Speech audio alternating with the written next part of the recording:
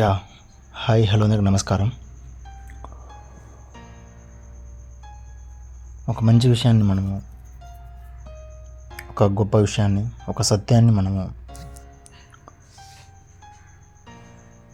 సత్యాన్ని తెలుసుకునేటప్పుడు దాన్ని ఎవరైనా చెప్పినప్పుడు లేకుండా మనమే వ్యక్తిగతంగా దాన్ని తెలుసుకున్నప్పుడు లేకుంటే ఎవరి అనుభవంలోకి అయినా సరే ఎవరైనా దాన్ని అలా చూసి అలా ఆ యొక్క ఫీల్ని పొంది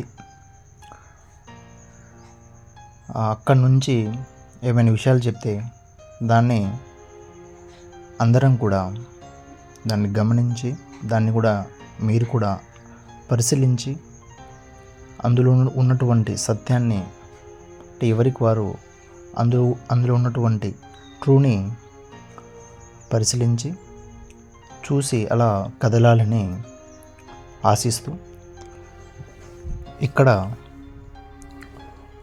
ఈ టాక్లో ఒక మంచి విషయాన్ని అలానే నాకు తెలిసినటువంటి నేను ఫీల్ అవుతున్నటువంటి ఒక విషయాన్ని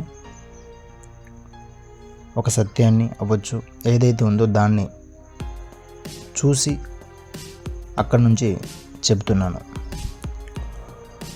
ఏదైతే కదిలించే శక్తి ఉన్నదో అది ఒకటిగా ఉంటూ రెండు పదార్థాలుగా ఏర్పడి ఇంకొక కొత్త దాన్ని సృష్టించే శక్తి కలిగి ఉంది.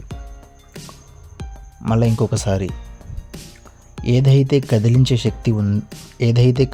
శక్తి ఉన్నదో అది ఒకటిగా ఉంటూ రెండు పదార్థాలుగా ఏర్పడి ఇంకొక కొత్త దాన్ని సృష్టించే శక్తి కలిగి ఉంది.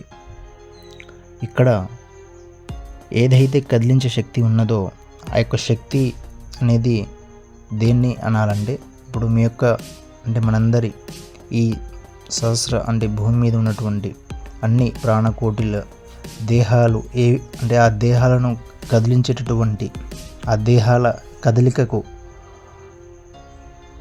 మూలమైనటువంటి ఆధారమైనటువంటి ఏమిటో దాన్నే శక్తి అని నేను ఒక భాషలో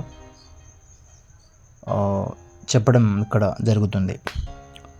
సో అది శక్తి అంటే ఆ శక్తి ఏదైతే కదిలిస్తున్నదో ఆ శక్తి ఒకటిగా ఉంటూ రెండు పదార్థాలుగా ఏర్పడి ఇంకొక కొత్త దాన్ని సృష్టించే శక్తి కలిగి ఉంది.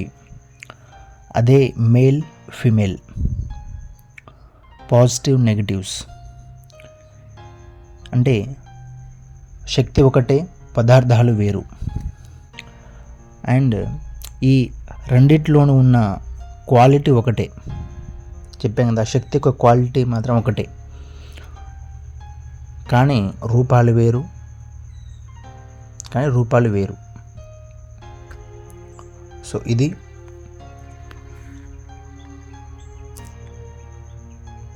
తెలియజేయాలనుకున్నటువంటి ఒక విషయము, ఒక జ్ఞానము ఏదైతే ఉందో అది. Thank you.